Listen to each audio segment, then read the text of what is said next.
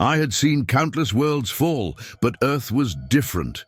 The alien veteran's voice resonated through the studio, each word carrying the weight of an untold story.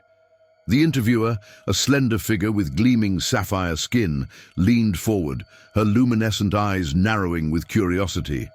"Tell us, Commander Vyr'kal," she said softly. "Why was Earth different?" Vyr'kal's mandibles clicked thoughtfully. "It wasn't their technology or their numbers," he began, his voice low and measured.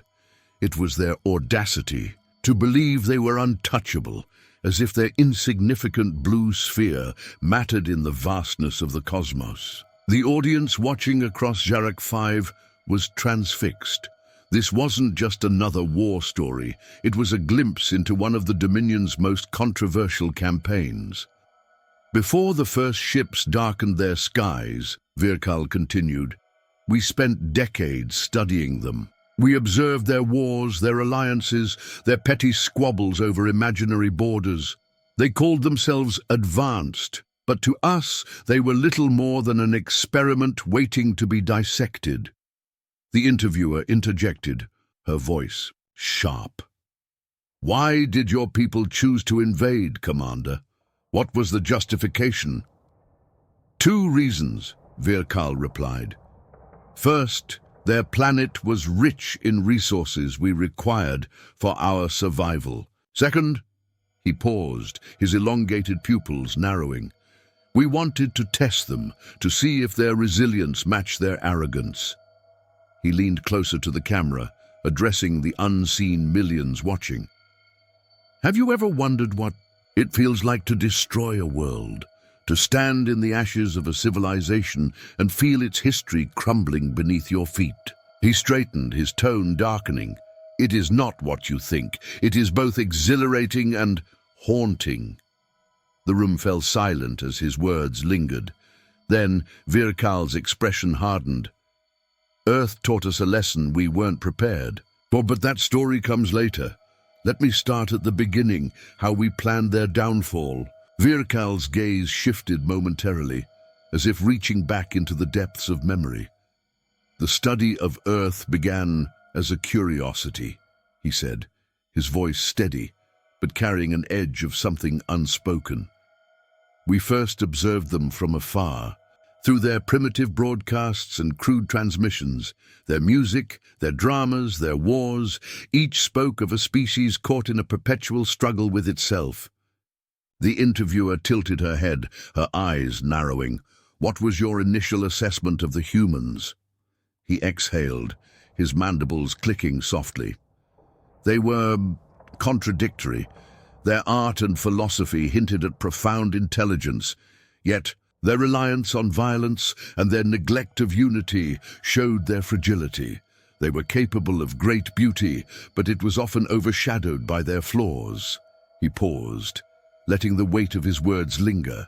"When the Council of Domination reviewed the findings, opinions were divided. Some believed humanity's potential warranted further study, perhaps even contact.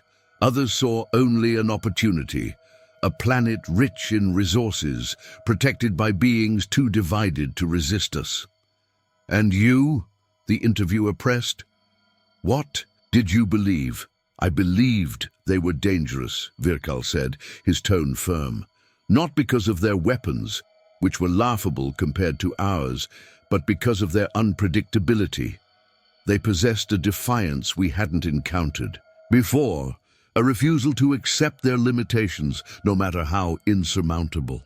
The studio grew quiet as he continued. "In the end, the Council made its decision. Their potential for resistance, combined with the resources their planet offered, made invasion the logical course of action. We didn't see them as equals. We saw them as a challenge." His eyes narrowed, gleaming under the studio lights. "What we didn't realize was how much of a challenge they would truly become." The interviewer's expression hardened, sensing a deeper story beneath the surface. "Tell us," she said, "what happened next?" Fascinated by how the Dominion underestimated humanity? Imagine what lies ahead as the story unfolds. If you're enjoying this deep dive into the untold history of Earth's invasion, Don't forget to give this video a thumbs up and subscribe to our channel. By subscribing, you'll ensure you don't miss the next thrilling revelations from Vyr'kal's astonishing account. Vyr'kal's mandibles twitched subtly, a sign of tension as he began to recount the pivotal moment. The invasion began as all our campaigns did. Swift, calculated, and absolute. Our fleet descended upon their planet under the cover of their moon, utilizing its shadow to mask our movements. By the time their primitive satellites detected us, it was already too late. He paused, his gaze darkening. Our first strike targeted their communication networks. Within hours, we had silenced their voices, severing the ties that bound their nations. What followed was a display of our power, cities reduced to ruins by plasma bombardments, their skies alight with fire. The interviewer leaned forward. Did they resist? Oh, they resisted, Vyr'kal said, his tone carrying a note of grim respect. But their defenses were fragmented. Nations fought independently, their armies uncoordinated, their strategies outdated. Against our superior technology, they were nothing more than scattered sparks against a storm. He gestured broadly, as if sweeping away an invisible map. We neutralized their military installations with precision strikes, their nuclear arsenals rendered useless before they could be deployed. It was a textbook operation, executed flawlessly, at first. The silence that followed was heavy. The interviewer tilted her head, sensing the shift. At first, Vyr'kal's expression hardened. There were anomalies. Resistant cells emerged from the chaos, improvising strategies that defied logic. They used terrain to their advantage, striking in ways we didn't anticipate. For every city we claimed, there were shadows where they fought back. They were reckless, relentless, and utterly unpredictable. The audience watched, captivated, as Vyr'kal's voice took on a colder edge. But in those early days, we were confident. We believed their resistance was futile. We believed we had already won. He leaned back, his gaze distant. We didn't realize that in their desperation, they would show us something no other species ever had, something we couldn't understand yet. Vyr'kal adjusted his posture as if the weight of his memories pressed heavily on him. After the first days, we established control over the major regions of Earth. Command centers were erected in their most prominent cities, New York, Beijing, London. To them, these places were symbols of identity.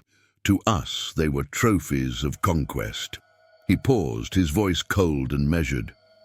We turned their own systems against them. Power grids were repurposed to fuel our operations. Their infrastructure became the foundation of our complexes, while smaller towns and rural areas were left to descend into chaos. And the population, the interviewer interjected, her luminous eyes betraying both curiosity and discomfort. Vyr'kal hesitated for a moment. Those who didn't flee to the wilderness were subjected to rigorous screening. The useful ones, engineers, laborers, scientists, were re-educated to serve our needs. The rest. He trailed off, the weight of his words hanging in the air, leaving the unspoken truth to settle uneasily. But that's where the problems began, he continued, his gaze briefly averting. For all our efforts, we couldn't predict human behavior. They were irrational, defying orders that would have seemed logical to any other species. Even under threat, some chose death over compliance. This complicated things. The interviewer frowned slightly. Are you suggesting you underestimated humanity? Yes, Vyr'kal admitted without hesitation. We underestimated their resilience. They sabotaged our operations, spread misinformation among our forces, and launched precision strikes on key outposts. They lacked the resources or technology to match us, but that didn't stop them from fighting with every fiber of their being. He leaned forward, his piercing gaze fixed on the interviewer, and deep down, we began to realize something unsettling. They weren't just resisting to survive. They were resisting because they believed they could win. Vyr'kal's mandibles twitched faintly, a sign of unease as he recalled the moments that followed. The humans we captured weren't like the others we had encountered on distant worlds. They didn't break easily, even when faced with overwhelming odds. It was fascinating and frustrating. The interviewer's curiosity deepened. What made them different? It wasn't just their resilience, Vyr'kal explained. It was their defiance. We had prisoners who, even in chains, stared at us as though we were the ones who should be afraid. They used their words like weapons, their expressions filled with defiance. I remember one, a young soldier. He'd been injured during an ambush, captured alongside his comrades. When questioned, he looked me directly in the eyes and said, "You'll lose, even if you win." The interviewer raised an eyebrow. "And how did you respond to that?" Vyr'kal hesitated, his gaze dropping briefly. "I said nothing. At the time, I dismissed it as bravado, the last words of a broken warrior, but it stayed with me." He leaned back, his voice growing colder. "Despite their stubbornness, we were efficient.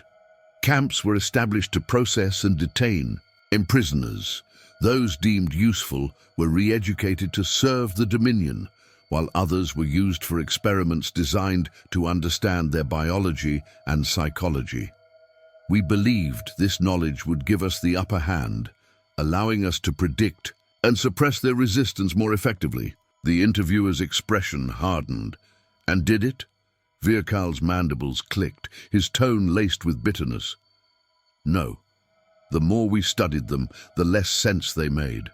Their capacity for cooperation under pressure, their willingness to sacrifice everything for an idea, it defied all logic. Even in captivity, they found ways to fight back, passing information, sowing chaos. For every measure we took to control them, they found a countermeasure we couldn't anticipate." He sighed deeply, his eyes narrowing. "In their defiance, they showed us a side of war we had never prepared for. They made us question the very essence of control." Vyr'kal's gaze grew distant, as if he were reliving the chaos of those days. "We believed ourselves invincible," he began, his voice heavy. "Our strategies had subdued countless worlds before Earth, yet no campaign had ever felt so unstable. The humans didn't just resist, they adapted." He shifted in his seat, his claws tapping lightly against the armrest. "At first, the resistance seemed erratic, driven by desperation, but over time, patterns emerged. They began to exploit our blind spots, using tactics we couldn't predict. Guerrilla warfare in dense urban areas, ambushes in terrain where our technology faltered. They turned their weaknesses into weapons." The interviewer's voice was sharp. "How did this affect your forces?" "It eroded us," Vyr'kal admitted. "Not physically, we still held the upper hand in firepower and resources, but mentally it wore us down. For every outpost we fortified, they found a way to infiltrate. For every campaign we launched, they countered with strategies that cost us time and lives. They were relentless, and it began to take its toll." He hesitated, his voice lowering. "And then, there were the moments that made us question everything. I remember one night, an explosion tore through one of our supply depots. As we sifted through the wreckage, we found the bodies of our own soldiers and a group of children." The interviewer's expression froze. "Children?" Vyr'kal nodded slowly. "They had been smuggled into the depot by their own people, disguised as hostages. The humans used their deaths as a weapon to instill fear, to make us question our actions. It was a tactic so extreme, so incomprehensible, that it shook even our most hardened warriors." He paused, his voice growing bitter. It was then that I began to realize this wasn't just a battle for territory. This was a war of ideology, of belief. And in wars like these, no one emerges unscathed. Vyr'kal leaned forward, his hands clasping tightly as if bracing against the weight of his words. The tide of the war shifted in ways none of us could have foreseen. The humans weren't just fighting for survival, they were turning their desperation into innovation. It wasn't long before whispers began to circulate among the ranks, whispers of something unnatural. The interviewer's brows furrowed. Unnatural? What do you mean? Vyr'kal's mandibles clicked. With unease, they began to use weapons we couldn't comprehend, tactics that defied every projection our strategists had developed.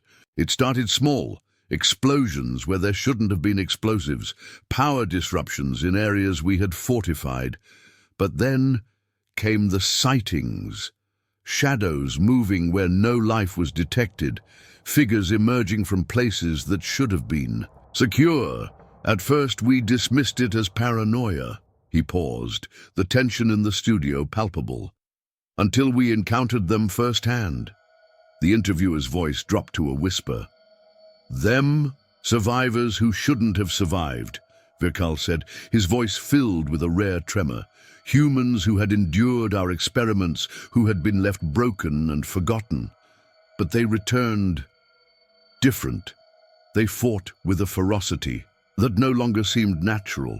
Their bodies moved in ways that defied logic. Their eyes burned with something more than hatred. It was as if they had become living embodiments of their planet's fury. The interviewer's composure faltered. You're saying they evolved? Vyr'kal shook his head slowly. No, they transformed. The Earth itself seemed to be fighting back through them. Our scientists called it nonsense, but those of us on the front lines saw the truth. They had become something else entirely, a force we couldn't predict or control. He leaned back, his voice dropping to a grave tone. It was no longer a war of domination, it was survival for both sides. And in that chaos, the Dominion's arrogance began to crumble. Decisions were made in desperation, alliances forged. In secrecy, we knew the end was near, but no one dared say it aloud. The studio lights flickered slightly, adding to the tension as Vyr'kal's eyes locked with the interviewers. What happened next, he said, his voice barely above. A whisper was the beginning of the end. Vyr'kal's gaze bore the weight of countless regrets as he continued. The final days of the invasion were chaos incarnate. The Dominion, once an unstoppable force, was now fragmented. Our command structure collapsed under the strain of human retaliation and the inexplicable phenomena that had gripped their planet. He paused, his mandibles twitching. I remember the order clearly: retreat and regroup. For the first time in my service, the Dominion admitted defeat. Not publicly, of course. To them, pride was more important than survival, but the truth was undeniable. Humanity had turned our superiority into our greatest weakness. The interviewer's voice was barely a whisper. What about you? Where were you in those final moments? Vyr'kal exhaled deeply. I was on the ground, leading the last evacuation effort. We abandoned our fortresses, our technology, and in some cases our own soldiers. The humans were relentless, their resilience evolving into something we couldn't counter. Their planet had unified them in ways we had never anticipated. What we saw as chaos was, in truth, their greatest strength. The studio grew silent as Vyr'kal's voice dropped, laced with bitterness. As we fled, I looked back one last time.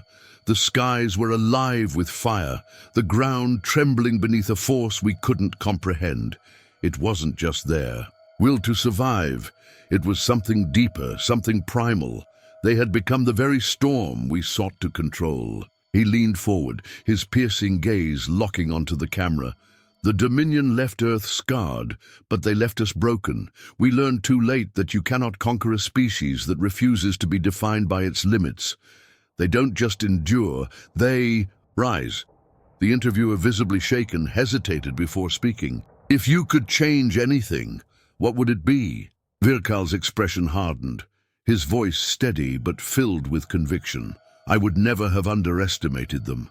Earth taught us one unshakable truth. Strength isn't found in weapons or numbers. It's found in the unyielding spirit of those who refuse to fall. He paused, letting the weight of his words settle. We thought we were the storm, but in the end, Earth showed us we were only the spark. And so, the lesson is clear. The greatest power isn't in strength or numbers, but in the indomitable spirit of those who refuse to surrender. If this story left you as captivated as we are, show your support by liking the video and subscribing to our channel. Join us for more stories that challenge the way we see the universe. Because sometimes, the most powerful storm is the one that refuses to be controlled.